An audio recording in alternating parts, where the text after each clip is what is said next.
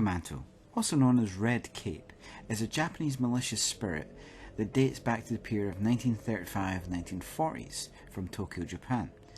Now, the reason I kind of like the Akamanta story is it's one of those stories where this malicious spirit, the yokai, is actually male.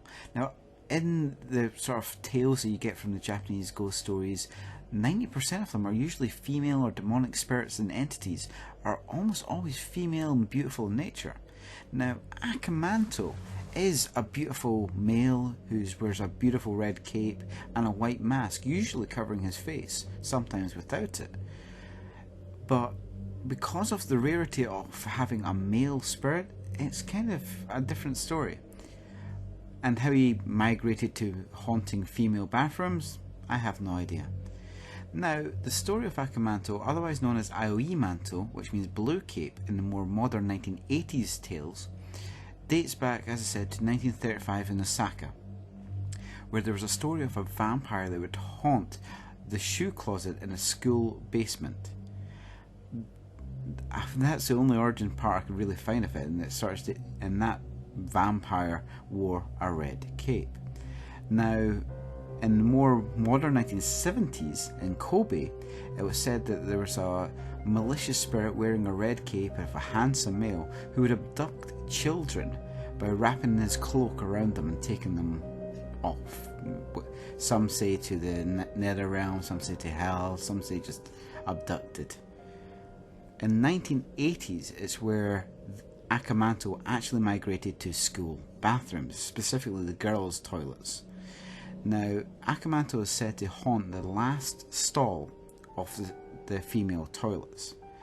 Now, it's said that when the person enters the stall and is doing their business, they would hear a voice asking if they want the red paper or the blue paper. If they asked for the red paper, Akamanto would appear, slit their throat, slice them to pieces, otherwise stain their clothes red with blood. If they asked for the blue paper, Akamanto would appear, strangle them, or drain them with blood, and then they'd be blue-skinned. There's also a twist. You could ask for yellow paper, and Akamanto would put your head down the toilet that you've just used, but you would survive.